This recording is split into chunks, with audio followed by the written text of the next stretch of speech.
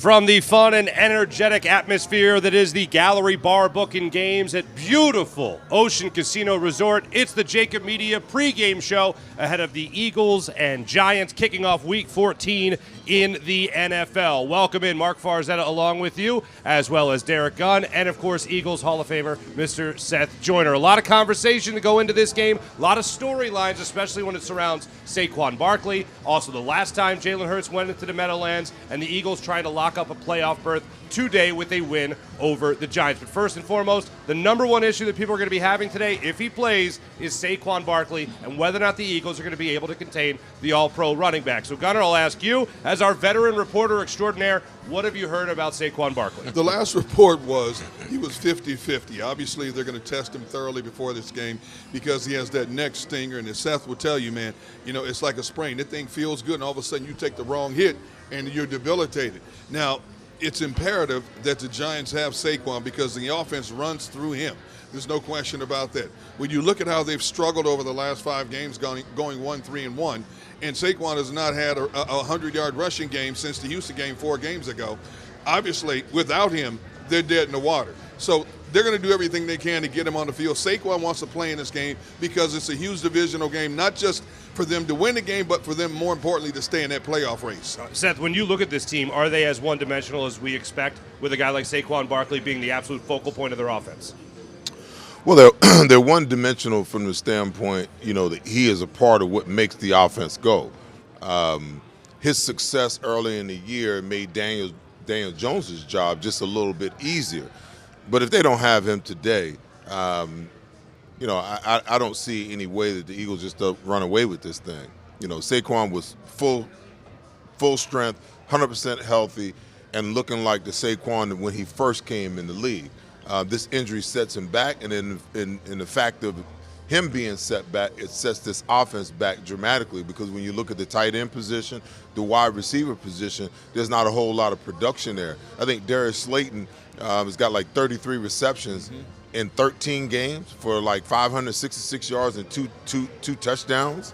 That's not a whole lot of production. So that goes to show you just how big of a part of this offense Saquon Barkley really is. All right, so before we start breaking down the Eagles, one more thing to touch on when it comes to this New York Giants football team, and that is regarding Saquon Barkley and what they've been able to do around him so far this season. First up, Brian Daboll comes in, takes over the team. There's a whole new atmosphere. Saquon Barkley is in the locker room talking about how he loves Brian Daboll. Brian Daboll comes in, starts rapping Biggie in the locker room, wins over a lot of players with his personality, and the next thing you know, this Giants team is winning, and they're winning. They're 7-2 all of a sudden, and then over the last 5 weeks of the season, not so good, including a tie just last week to the Washington Commanders. So how did the Giants, Seth, start out so hot at 7-2, and over the last 5 games, their focal point, their number one guy, Saquon Barkley, just averaging 2.8 yards per carry.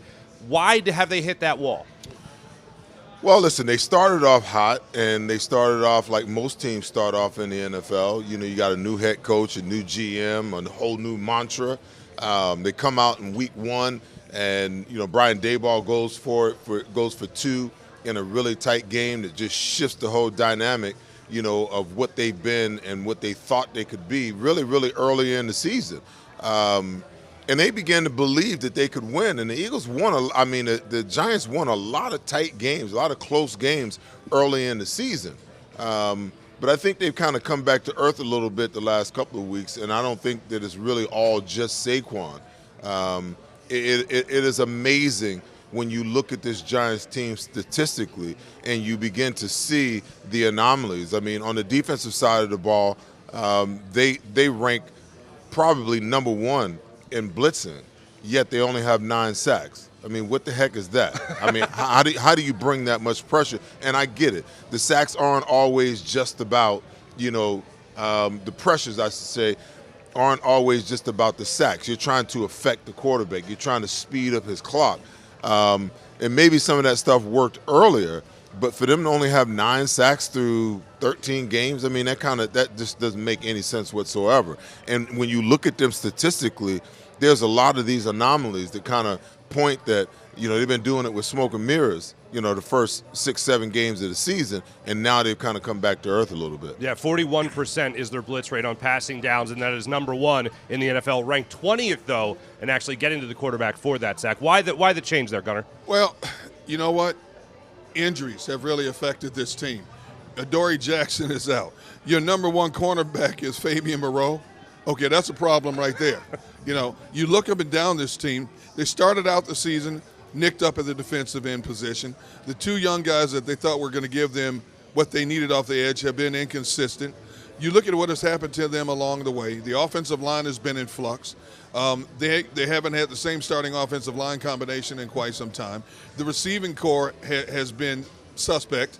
Kenny Golladay has basically been the modern-day Jesse James. He's been stealing money to the point where they don't even care if he gets on the field or not at this point. As weird as that sounds, because he's given them basically nothing. And as Seth said, you know, Darius Slayton, 33 catches, 563 yards, yet your leading pass catcher is the guy who's 50-50 today, Saquon Barkley, who has 40 receptions. So this is a team that has been hanging on by a shoestring, a thread, and super glue to get to this point. Now maybe the laws of averages are catching up to them. But I'm going to touch on something that Seth mentioned a moment ago about them going for it the first game of the season. When you're a new head coach and you're trying to win over your players, and players look at you a little different, okay, I want to see what he's about.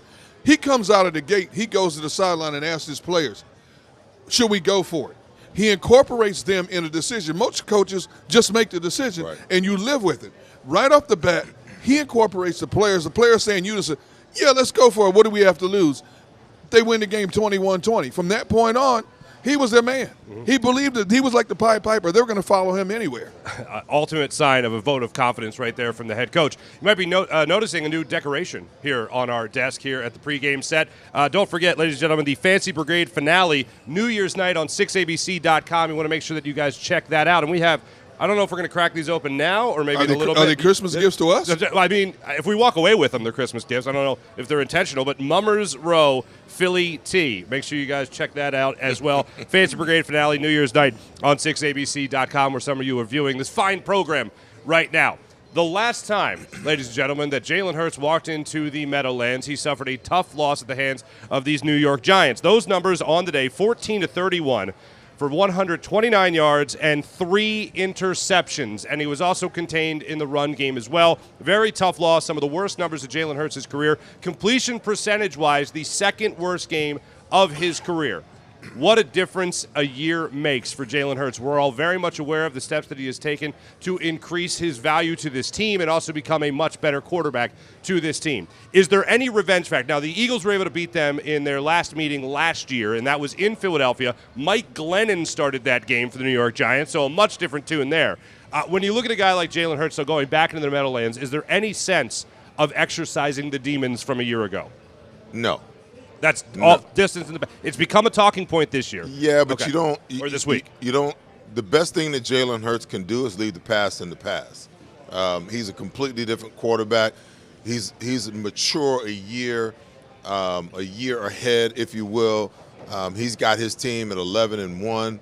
Why would you even think about what happened last year, the disaster that happened last year? You don't even want to bring that into your focus, because what you focus on and what you give your attention to is what you bring about. You don't want to bring about another performance like that. You want to think about, the positivity. Close your eyes and kind of, focus on what you want to see happen, today. Visualize the game that you want to play today, not the game that you played, last year. So I don't think it makes that much of a difference. I think people it's a great talking point, and we in the media got to figure out and find, these hot topics, to make it seem like, we got some real substance and some real news. But then again, I'll go back to it again. Even if he thought about it up to game time, the first time somebody's tried to hit him in the mouth, and do you think he's going to be in the huddle or over center or on the sideline looking at his tablet thinking about, oh, last year I did this, I want revenge? No, man. No way. No way. His mind is focused on one thing, and that's going to New York and beating New York, and everything else is academic. one of the things I did find interesting was his head coach bringing it up during his press conference earlier in the week, saying one of his favorite pictures at the NovaCare complex right now is Jalen Hurts with his hands on his knees and Jordan Mailata with his hand on his back. And basically Mailata said and explained that photo, saying this was not on just Jalen Hurts, this was on all of us not being able to protect Jalen Hurts, not being able to give enough running space for our running backs, not being able to open up passing lanes for our quarterback.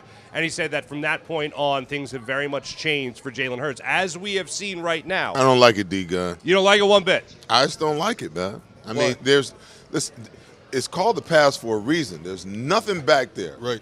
Okay? Right. Nothing back there that can benefit you today. So why live there? Why even bring it up? You know what? I agree with you 100%, Seth, but in my travels and talking to players like to reflect on the negative past to motivate them for the immediate present and the future. Now, Jalen Hurts, we agree in unison, is mature far beyond his 24 years of age. Nothing rattles this young man, no situation. He's had this game circled on his calendar for quite some time because that was statistically his worst game as a professional as he evolved as a first-year quarterback in the National Football League. He's smart enough to know that you can't use the word revenge going into a game like that because that's when it comes back to bite you in the butt, when you try to do too much. Stay within the game of what got you to this point that has made you the dynamic offensive weapon that you have been at this point. Do not let anything take you out of your focus of what the bigger task at hand is. Number one, win the football game. Number two, if we win the football game, we clinch a playoff spot. Number three, we win this game, we get that much step closer to securing that number one seed. That's all he cares about right now. But he's looked at the numbers, he's heard the conversation, he's answered the questions. So it's still fresh in his mind. But he's mature enough at this point to understand, like Seth said, what happened last year has no basis for what's going to happen today. Absolutely, and he is a much different quarterback than what we saw a year ago. On top of this, I want to know, fellas, if the revenge tour is going to continue with great success for the Philadelphia Eagles. Now, Darius Slay was able to go into Detroit. They beat the Lions in that game. Point one right there for Darius Slay. A.J. Brown, most recently, takes on the Tennessee Titans. He goes off and has himself one hell of a football game. Well, now James Bradberry, and I thought it was interesting, Gunnar, when you said earlier about Moreau being their number one cornerback. Their number one cornerback, unfortunately for them, is now on the Philadelphia Eagles in James Bradberry. Does the revenge tour continue? Will we see a great game today from James Bradberry? No. There's no revenge factor here. No revenge? No revenge. All right. Bradberry understood the situation. The Giants were in cap hell. And unfortunately, as much as they wanted to keep him, they had to let him go. I mean, that's the nature of the beast. We see it across the National Football League. And to be honest with you, you don't think Bradberry was happy to be out of that mess from last year? There's no revenge. He might send them a bouquet of flowers today for letting him go and allowing him to get in the situation he's in now. Thank you. I'm playing next to Darius Slay now. Yes, this is so much absolutely. better. Slay. Just Slay. So no revenge tour today, unfortunately. Well, whatever gives them a little bit of an edge, I guess. But one of the things I've been really, very much blown away with this year is you're talking about not just your cornerbacks being two of the best in the NFL. You're also talking about your running game being tops in the NFL, one of the best in the NFL when you get these guys going. One of the guys that is mainly responsible for that, other than Jalen Hurts, is your running back, of course, and what Miles Sanders has been able to bring to the table this year. Having a career year, well on his way to setting a new personal best, has already set it, but for first 1,000-yard season on the precipice of doing that for a guy like Miles Sanders. Why has he and how has he had so much success this season right now, Seth? He's in his contract year. Thank you. Thank you. When it's money time, guys find a way to get healthy, to perform better, to train better in the offseason, all the above. I'm not going to say that that's the only thing, but that's the predominant thing, in my mind. He understands that he is basically playing for a new contract, potentially, being shipped off from here, because if he goes through, if he has another injury and he goes through another subpar year here, I can promise you Howard's going to use, some of that draft capital to go and draft, another running back coming out this year. Wouldn't surprise me one bit to see that happen anyway. But listen, when it's your contract, it's time for you to get your bag. It's time for you to get your money. These guys, everything intensifies. I mean, he came in, in the training camp talking crazy. I got a whole new attitude. And well, what the hell was that attitude the previous 2 years? This is the thing I don't understand about the whole get your bag type deal. Because if you're not playing like that and that's not your mindset all the time, even when you get the bag, and this is what these guys don't understand. When you get paid, now the pressure to perform elevates even higher because you're in the top 5% of salary guys on your roster. And if you're not performing, if they re-sign him and he comes back next year, he better, either meet or exceed what he did this year. You want to know why? Because he's got 1 or 2 years before they ask him to take a pay cut or before they say, he's washed up, as a running back because, by the time you get to like 28, 29, the first thing they start saying is, you got too much tread on the tires. So they start looking, for a new Michelin, if you will.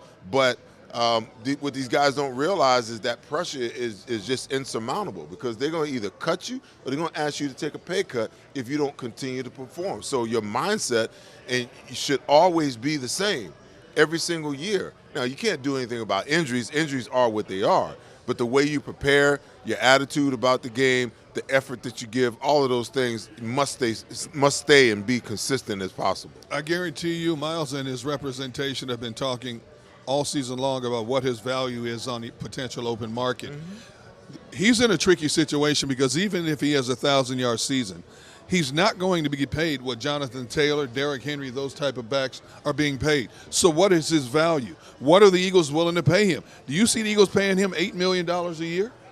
Considering how many other players they have to focus on, you have a quarterback to focus on. Do you want Kazir White back? Do you want Bradbury back? Do you want C.J. Gardner-Johnson back? You got a lot of guys you got to focus on. And so for Miles, and I hate to say this because we talk about this all the time, running backs have become a dime a dozen across the National Football League. I think it's the most disrespected position in all of football right now, the running back position. And there's a vast difference between those who have, those who get what they can, and those who don't. Miles Sanders is in that category of get what you can while you can. This might be the only decent contract he gets for his career when you think about it. If he's in his mid-20s now and he signs a 4-year contract with somebody, by the time he's 30, what do you consider that as 30 years old? Over the hill as a running back, right? Yeah. Then you're trying to hang on and get what you can. So, people talk about, well, do you think Miles will be back as a Philadelphia Eagle? From a business perspective, if I'm Miles Sanders in his representation, I'm looking at everything that's out there possibly for me. The Eagles are not going to use a franchise tag on a Miles Sanders, okay? So that means he's going to have leeway to listen to a lot of potential offers. As much as he might want to stay in Philadelphia, Seth, and I think you will agree with this, you got to get it while you can, plain and simple. Well, listen, everything points towards that. As a player, you go through these phases. You go through the phase of trying to prove that you belong to, getting a contract that's commensurate with where you rank among players at your position, to when you supersede that, trying to get paid, and then ultimately, you're vying for, you want to get an opportunity to go to the big dance before it's all said and done. And with Miles, with running backs, it's sped up that, even that much more. So, Deacon, you're right. I mean, I don't know what the market is, what the top running backs are getting. I have no idea. But, Miles is going to be, probably middle of the road. Right. As far as that's concerned. And if he can't get it here and he gets it somewhere else, it's not going to be a long-term deal. No. It's going to be 2 or 3 years at the most, and he better perform. And he's got to get to a place where he's got to perform consistently like he's performing now all the time. Because if he has one off year, he's over the hill. He's on the decline. It's nonsensical. Because I believe that the running back position still is one of the most important positions. Yeah, you can bring another guy in and hand it off and he can have success.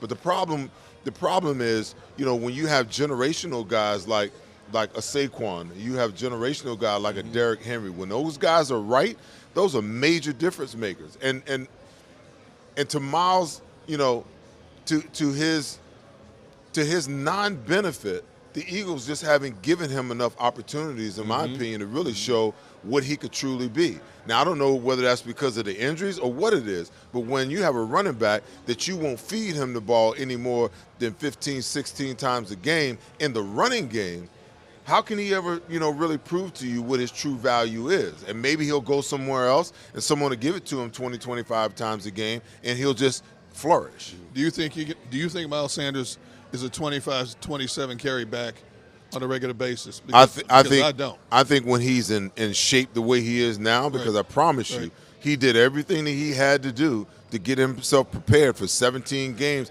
and to stay as healthy as he could for 17 games. Okay, if he's in tip-top shape, absolutely, he's a 20 to 25. Listen, some of his best games. You go back to Jacksonville game. Jacksonville and carries. and the 21 carries a couple of weeks ago on the big run explosion when the Eagles rushed for 363 yards. You know, he was over 20 carries in both of those games. So that proves to you, and every single time where they've given it to him like that, I think there's maybe been one or two more games since he's been an Eagle where they actually gave him the ball 20-plus times. He's produced. But I don't know if his body type is consistent enough to carry the ball 25, 27 if he can be times a game. the bell cow back. Yes, because he's shown in the past, the biggest negative against him in the past was he couldn't sustain it.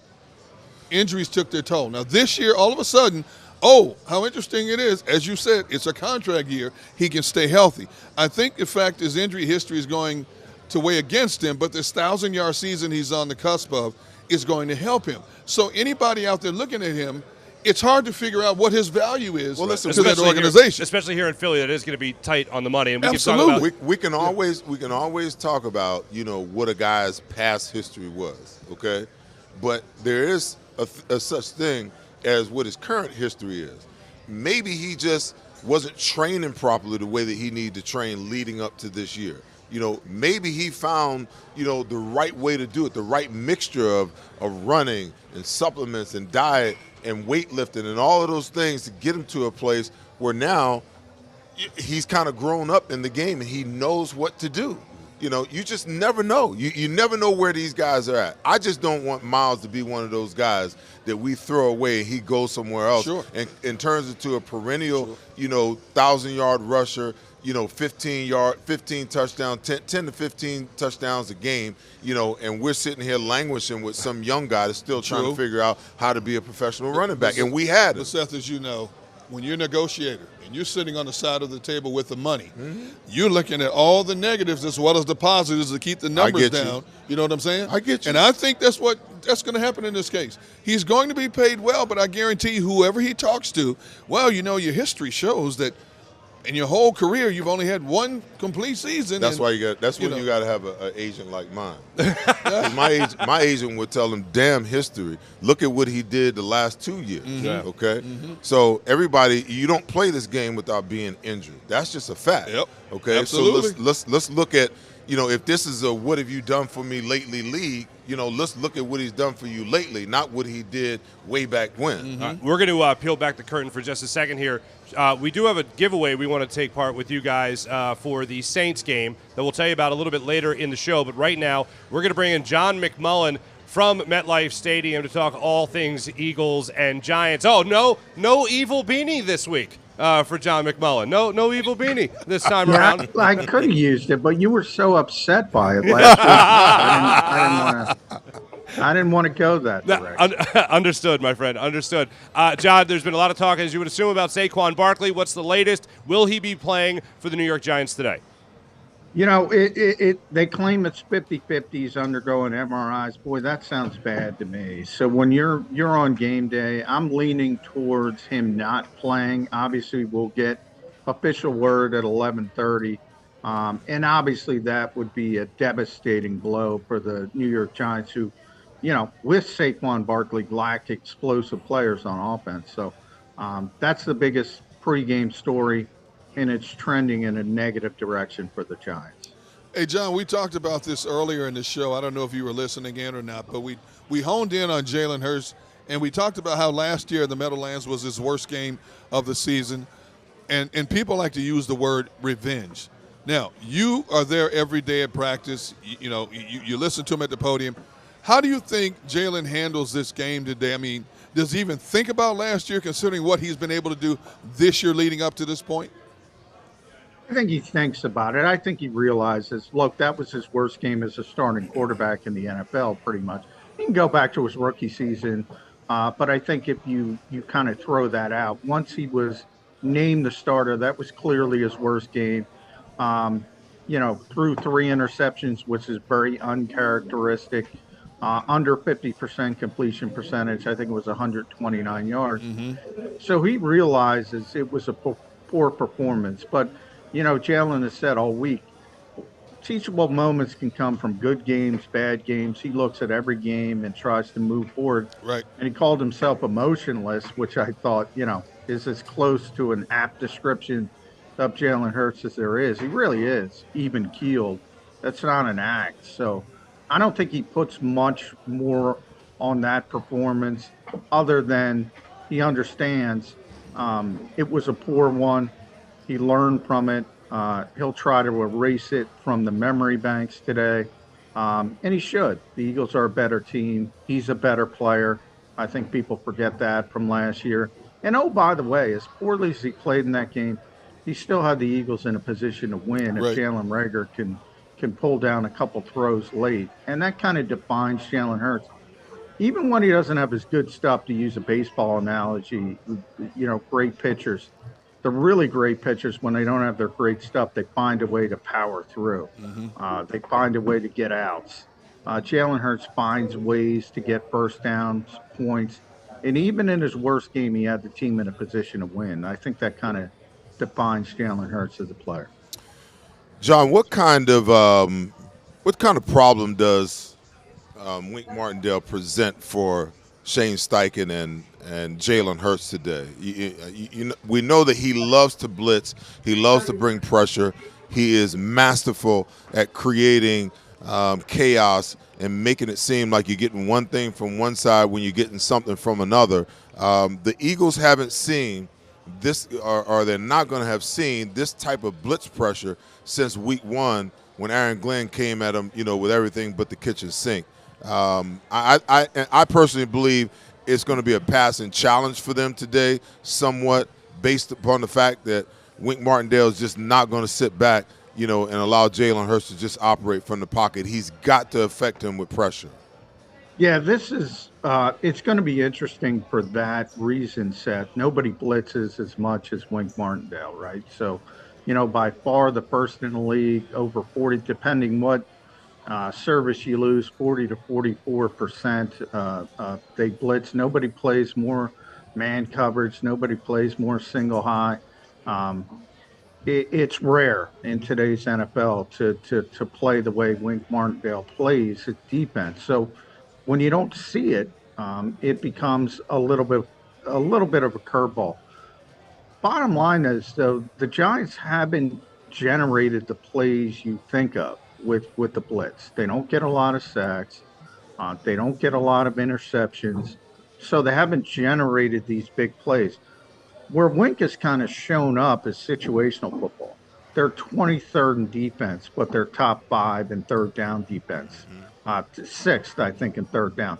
They're 5th in red zone defense. So he brings out the inventive blitzes in big situations. That, to me, is where you look at. And then they have Azeez Ojulari back. So they've been banged up. They're still banged up. They have a ton of injuries on both sides of football. But what they do have is Ojulari back to team with Kayvon Thibodeau. So they have these 2 athletic edge rushers. We'll see if that hurts the Eagles. The good news for the Eagles is, you want to play man coverage against Jalen Hurts? Well, you better get home. Because if those corners got their backs turned, you might see a 100-yard rushing performance. Also, the wide receivers, A.J. Brown, Devontae Smith against backup cornerbacks because Adoree Jackson's not playing. Injuries again. Xavier McKinney, their best safety, not playing, is out. Those one-on-one matchups really, really advantage Eagles. So kind of pick your poison, as it usually is for Wink Martindale, like everybody else, when you're facing the Eagles offense. John, this team started out, the New York Giants started out this season along with their new head coach, along with the new coaching staff, red hot. I mean, they had gone 7-2 to start things off. Now they're 7-4-1. They've only won once in the last 5 weeks. They did have their bye week in the midst there. You mentioned the injuries. Is that the key as to why they haven't had as that much sustained success as a team like the Cowboys or, of course, the Eagles in the division, with Washington now coming up the rear as well with the tie they had against them? Why has the New York Giants struggled so much over the last 5 weeks? Well, a little bit's just market correction. They're not as talented as the Eagles or the Cowboys, and even Washington. And this is the least talented team in the NFC East. The Giants kind of, signaled in the offseason, look, this is a rebuilding year, But Brian Daboll, give credit to our old friend Mike Kapka, used to be here, and Wink Martindale. We just talked about. These guys have done a tremendous job overachieving. But they started 6-1, 7-2, as well as you mentioned, Mike. They weren't that good. I mean, they were winning games, very small path, very small margin of error, and they were finding ways to win football games. Give them credit for it, but you also knew that market correction was kind of coming. It's come over the past month. Pro Football Focus grades teams, individual teams, in 13 different categories. Just watching the film, they have the Giants graded as number 30 of 32 teams. So in a lot of ways, it's amazing, and it's a tribute to Brian Daboll that they have this record at 7-4-1. Hey, John, we always talk about wanting to see a balanced offense, but when you look at this Giants defense, it is a porous defense against the run. Do you expect this to be a run-heavy game from the Birds, similar to what they put on Green Bay a few weeks ago? I'm going to go Shane Steichen on you, D-Gun, and say I'll let you know about halfway through the first quarter. and that's because Shane really does. He doesn't come into a game with, okay, I'm doing this.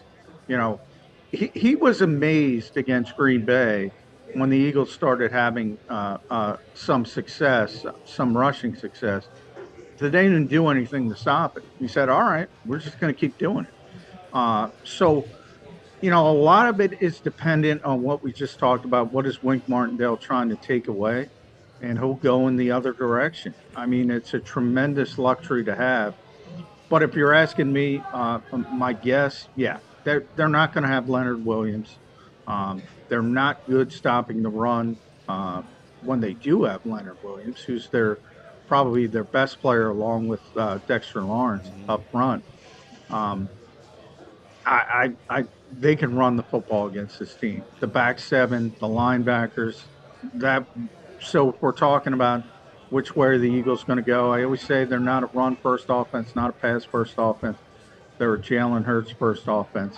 I think it's going to be more run-heavy this week than pass-it. John, I'm going to stay right there because, the last 2 weeks, the Eagles faced the Green Bay Packers. They were one of the worst run-stopping defenses in the league. They racked up 363 yards. They come in, they face the Tennessee Titans. The Titans were ranked 31st in pass defense. They racked up 380 yards, throwing the ball. When you look at this Giants defense, they are ranked 26th against the run. Yeah. They're giving up 141 yards a game, and they're 18th against the pass, giving up 218 yards a game. It seems like the Eagles can get just about anything that they want in any phase of the game.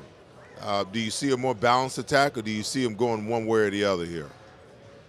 Well, you're probably right. They can probably do both. So, balance might be the way to go today. I mean, without Leonard Williams, without Adoree Jackson, without Xavier McKinney, these are, the Giants' best players, and they're not going to be playing. So, among their best players, Dexter Lawrence, as I said, is they're the best player on the Giants. But the vast majority, they have so many injuries on the defensive side of the football. They're so up against it in the back seven, particularly.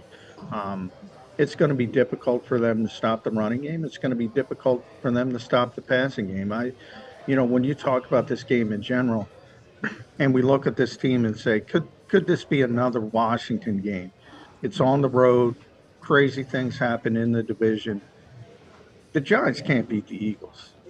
Only the Eagles can beat the Eagles today. The only way they lose this game, turnovers, unforced errors, the talent level, this might be the greatest talent disparity of the year between the Eagles and the opponent. Very true. And, John, I do want to get this in from Mike Garofalo.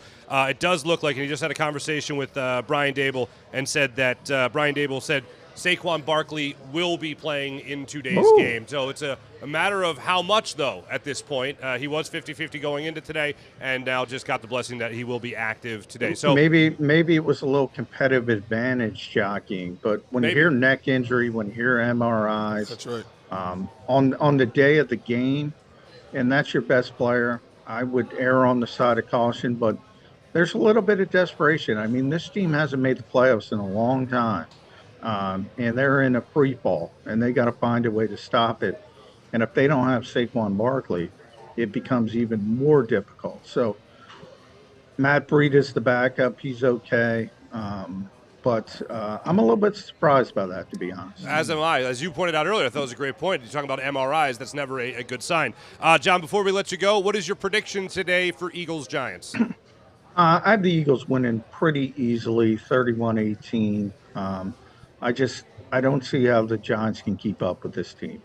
I talked about the talent disparity. You know, Houston was probably worse, so I shouldn't say the worst, but among the worst talent disparities coming in. Now, partially that has to do with the injury situation, but it is what it is, and the Giants are really banged up right now. Certainly. John McMullen, thanks for checking in from MetLife Stadium. Always great catching up with you, our NFL insider for JAKIB Media. John, thank you. Thank you, guys. Absolutely. John McMullen joining us right there from the Meadowlands. We'll dissect Saquon Barkley coming up in just a second, him being up and active for this game today. We'll be back with the JAKIB Media pregame show in a few.